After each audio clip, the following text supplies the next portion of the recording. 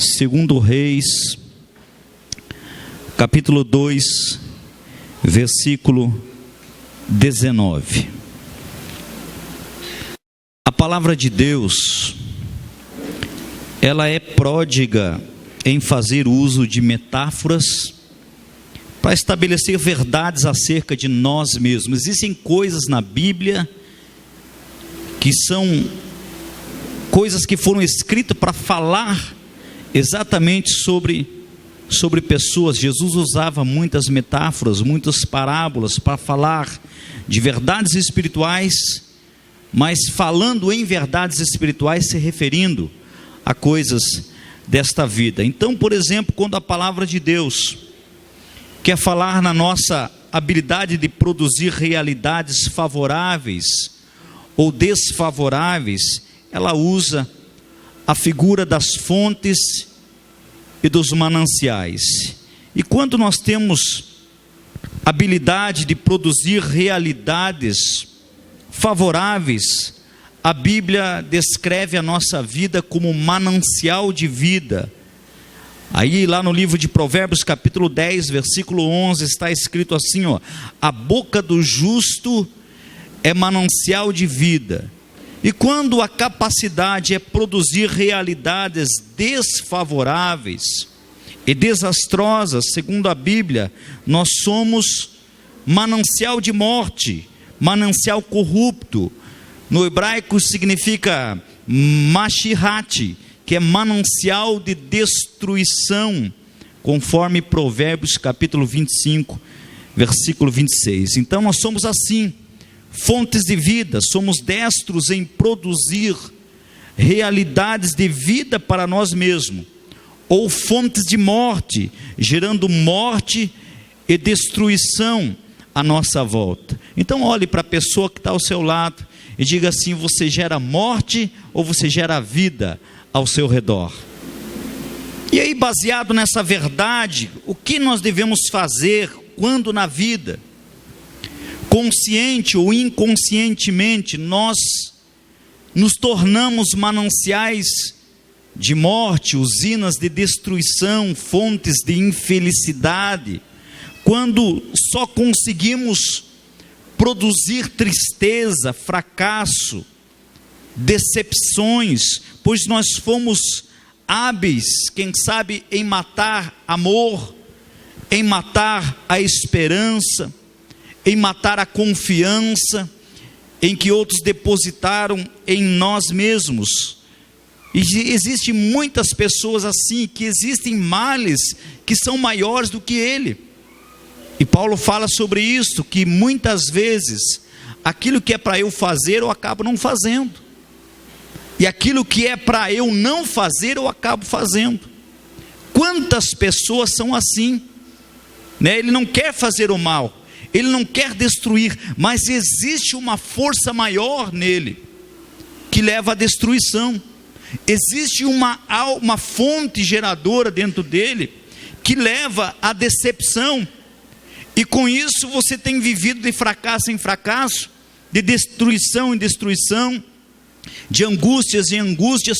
Por quê? Porque lá dentro de você, lá dentro do seu coração, tu não é uma pessoa má, não. Lá dentro você tem intenções boas, lá dentro do teu coração você quer fazer a coisa certa, mas nem sempre você consegue fazer a coisa certa. E aqui esse texto, meus amados, ele é extremamente relevante para que a gente entenda o que nós devemos fazer para sarar os mananciais da nossa vida, e para deixar com que os mananciais de morte que existem na nossa vida se transformem em um manancial de vida e de bênçãos. Então, filhos, por detrás desse primeiro milagre aqui do profeta Eliseu, há algumas verdades espirituais que, se encarnadas, são poderosas para curar as fontes das nossas vidas. Toda a nossa vida é uma fonte geradora, saem coisas de nós, todo dia saem coisas boas, e saem coisas ruins, não é verdade? Eu tenho certeza que você não é um expert em só fazer coisas boas. Muitas vezes nós nos pegamos fazendo coisas que nós não gostaríamos de fazer, nos pegamos dizendo coisas que nós não gostaríamos de dizer, fazendo atitudes que nós não gostaríamos de fazer. Isso por quê, filhos?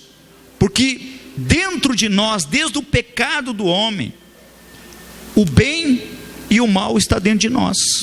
Então diga assim comigo: o bem e o mal está dentro de mim. Quando Adão e Eva pecaram, aconteceu isso. Até então não havia o mal na terra, vocês sabem. O homem conversava com Deus, o homem andava com Deus, né? Toda tarde Deus vinha conversar com o homem, porque não havia o mal.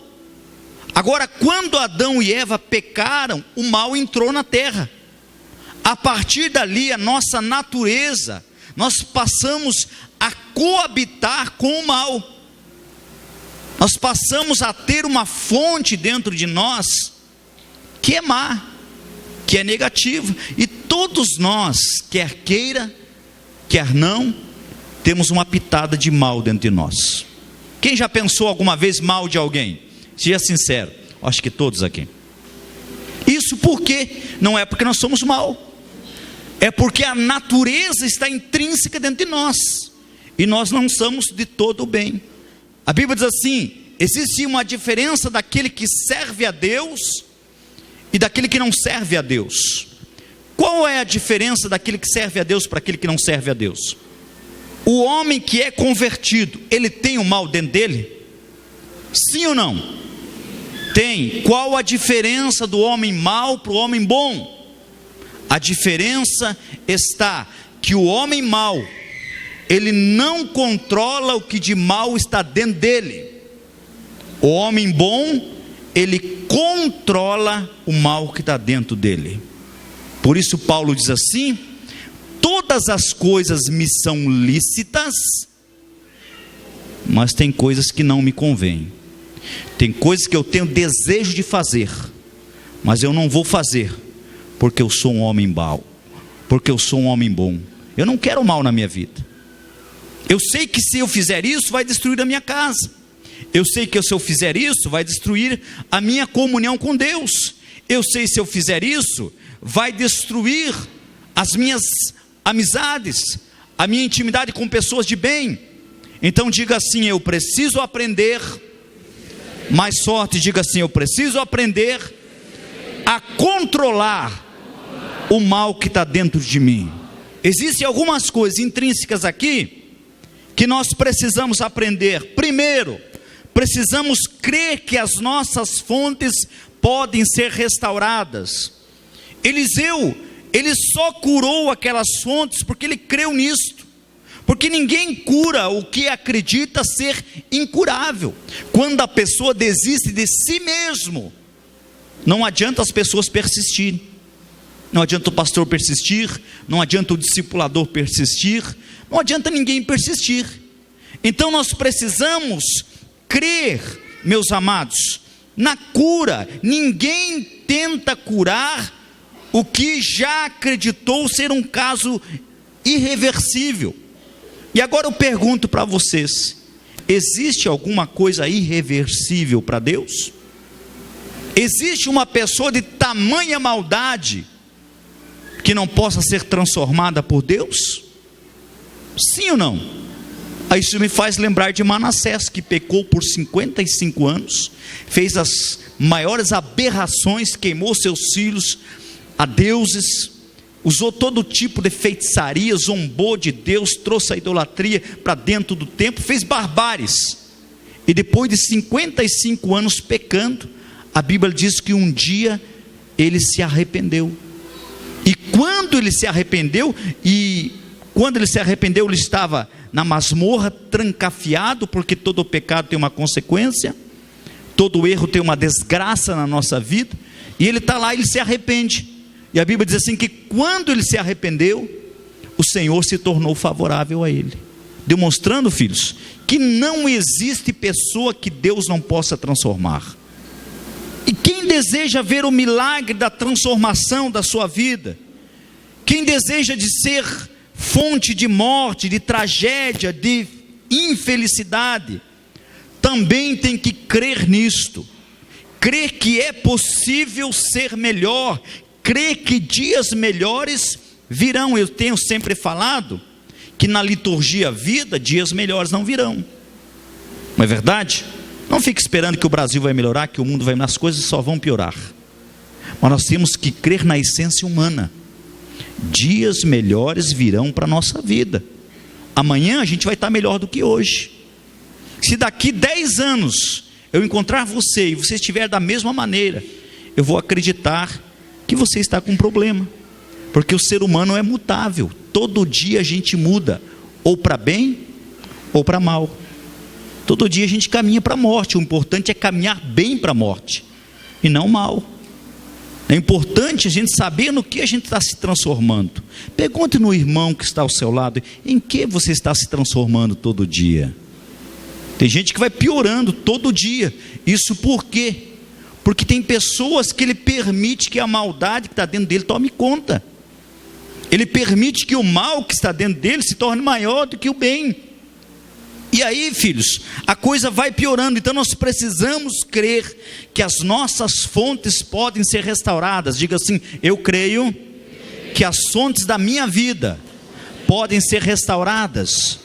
Quem quer deixar de ser fonte de morte e se tornar fonte de vida, tem que aprender a tratar da morte no seu nascedouro. Vejam bem, meus amados, aonde Eliseu lançou o sal, a Bíblia diz assim, ó, que então ele saiu ao manancial das águas e deitou o sal nele.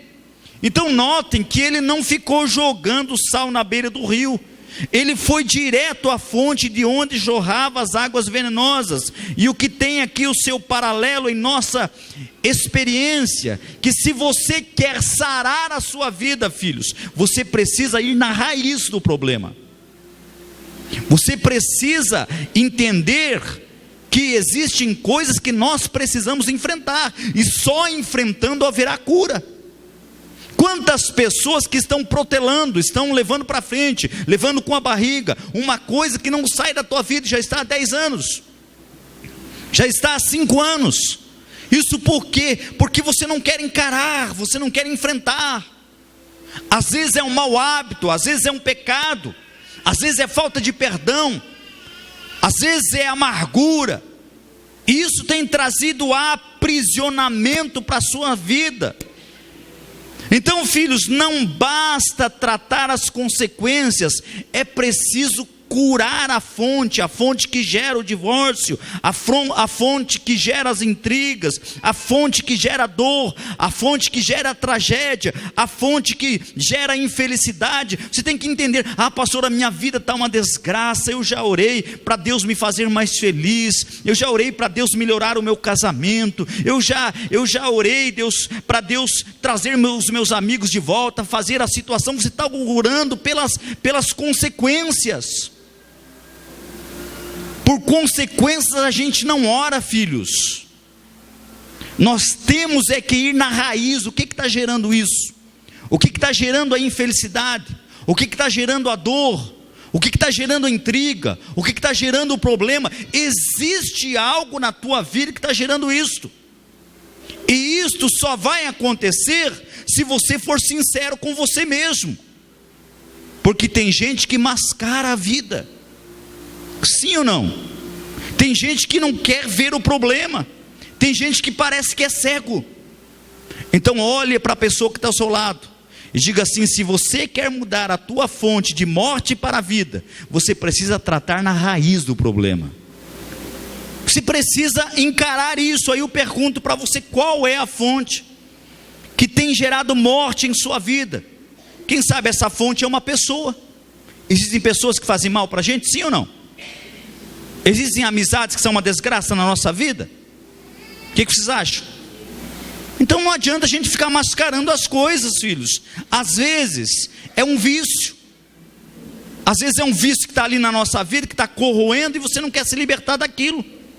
Às vezes é uma deformação no caráter. Às vezes é uma perversão. Às vezes é um trauma, é um pecado escondido. E não só escondido, agasalhado. O importante é nós entendermos, filhos, que a morte sempre tem uma entrada. Por onde é que ela está entrando? A morte, a desgraça, ela é uma espécie de ferramenta usada pelo diabo. E quando se trata de diabo, a Bíblia diz assim, que o diabo só entra de uma forma na vida de uma pessoa.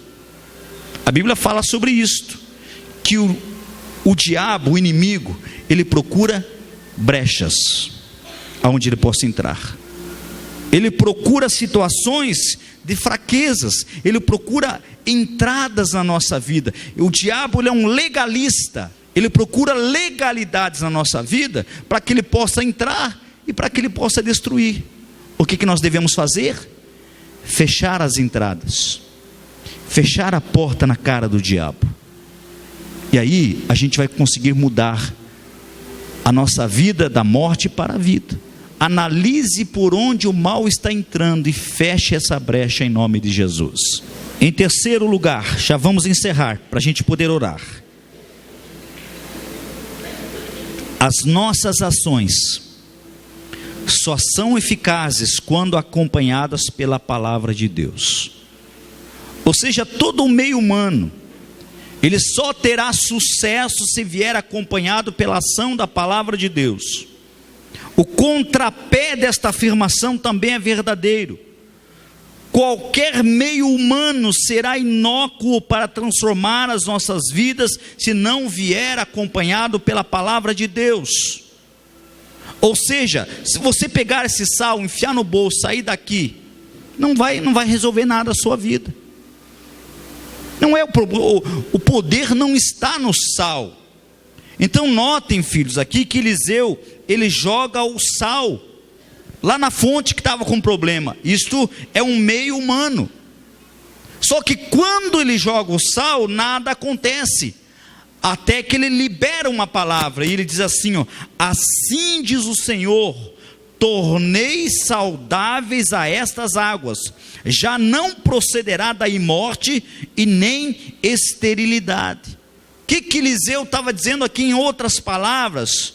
Ele está dizendo aqui que nós podemos ter tudo, podemos ter carro, podemos ter dinheiro, podemos ter casa, podemos ter todos os amparos que a vida pode nos proporcionar, mas isso não é suficiente para alterar os conteúdos de nossas fontes. Existem coisas, filhos, que é resolvido no mundo espiritual.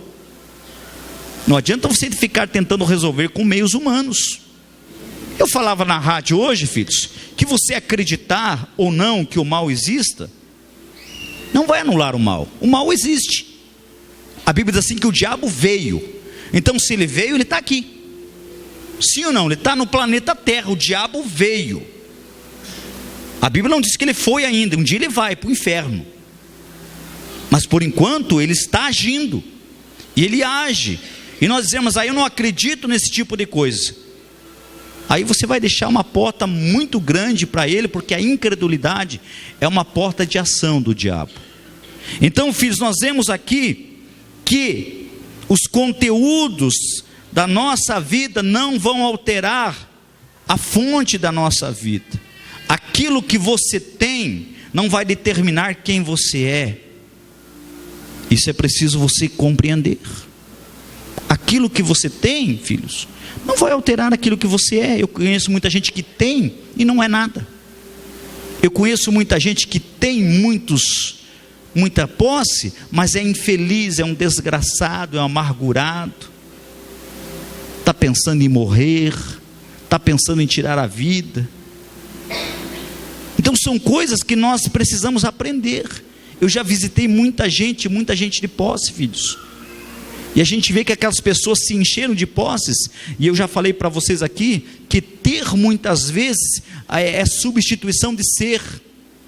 As pessoas têm um vazio na alma, e eles querem preencher o vazio da alma com coisas, e quanto mais coisas a gente se enche na nossa vida, mais vazio fica a alma.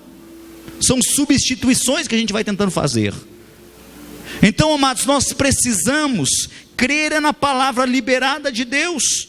Nós só podemos crer na liberação de Deus, que Deus, Ele vai agir através da sua palavra. Foi a palavra liberada da boca de Deus que mudou a situação daquela fonte. Eliseu usou um símbolo e liberou uma palavra. Hoje você vai levar algo para a tua casa debaixo de uma palavra, e a palavra liberada vai trazer libertação e proteção.